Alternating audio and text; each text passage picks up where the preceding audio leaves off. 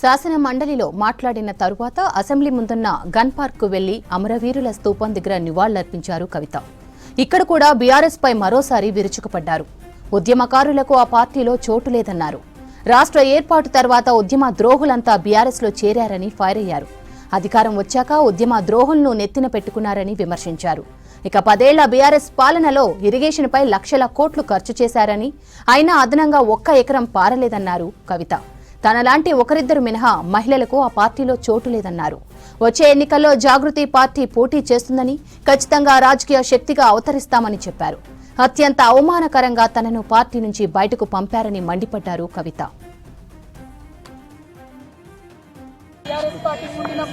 తెలంగాణ రాష్ట్ర సాధన కోసం మనందరం కూడా కట్టుబడితో పనిచేస్తాం. తదనంతర కాలంలో ఎప్పుడైతే అధికారం వచ్చిందో, ఎప్పుడైతే తెలంగాణ ఉద్యమ ద్రోహులంతా కూడా టీఆర్ఎస్ పార్టీలో చేరారో, అసలైన ఉద్యమకారులను, ఉద్యమంలో మనతో కలిసి పనిచేసినటువంటి ఉద్యమ సహచరులను రాత్రనక పగలనక గుర్తింపు ఉన్నా లేకపోయినా కార్యకర్తలుగా గ్రామాన పనిచేసినటువంటి లక్షలాది మందికి ఏనాడు వేలాది పోస్టులు, డైరెక్టర్ పోస్టులు ఖాళీగా ఉంటే ప్రభుత్వంలోకి వస్తే కనీసం ఒక తెలంగాణ ఉద్యమకారులు కూడా పార్టీ నాయకత్వం గుర్తురాకపోవడం చాలా శోచనీయం.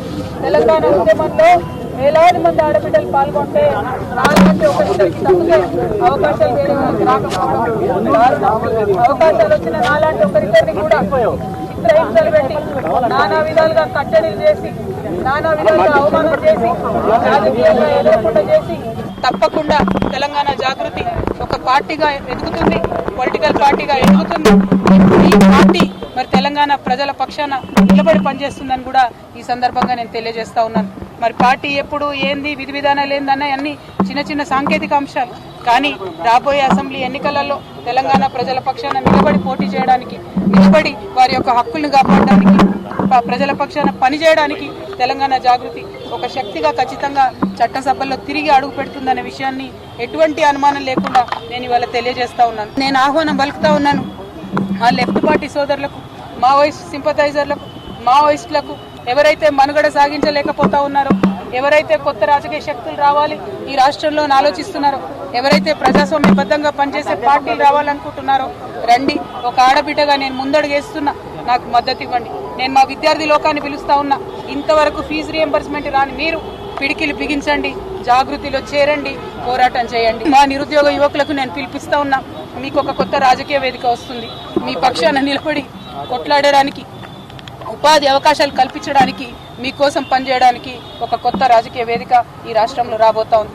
అందరికన్నా ఎక్కువ మా ఆడబిడ్డల్ని కోరుతా ఉన్నా, ఒక ఆడబిడ్డగా తెలంగాణ రాజకీయ అస్తిత్వాన్ని కాపాడడం కోసం, మన ఆడబిడ్డల హక్కులు కాపాడడం కోసం నేను ముందడుగేస్తా ఉన్నాను. నన్ను దీవించండి, ఆశీర్వదించండి. తల్లిగారింటి నుంచి ఒక అవమాన భారంతో ఇంటి పార్టీ నుంచి నేను ఇవాళ అన్ని బంధనాలు తెంచుకొని బయటకు వస్తా ఉన్నా.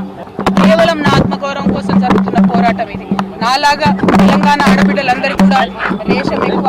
మనం ఎవరి మీద ఆధారపడం, ఎవరినేమి అడగం. కానీ అవమానిస్తే మాత్రం చూస్తూ ఊరుకోము. అత్యంత అవమానకరంగా నన్ను పార్టీ నుండి బయట పంపినారు. ఖచ్చితంగా నేను ఈ రాష్ట్రంలో ప్రజల పక్షాన నిలబడి పనిచేస్తాను. ఆ దేవుడి దయతో, ప్రజల దయతో గొప్ప రాజకీయ శక్తిగా తెలంగాణలో ఎదుగుతాం. దానికోసం మా ఆడబిడ్డల సహకారం నాకు కావాలని చెప్పి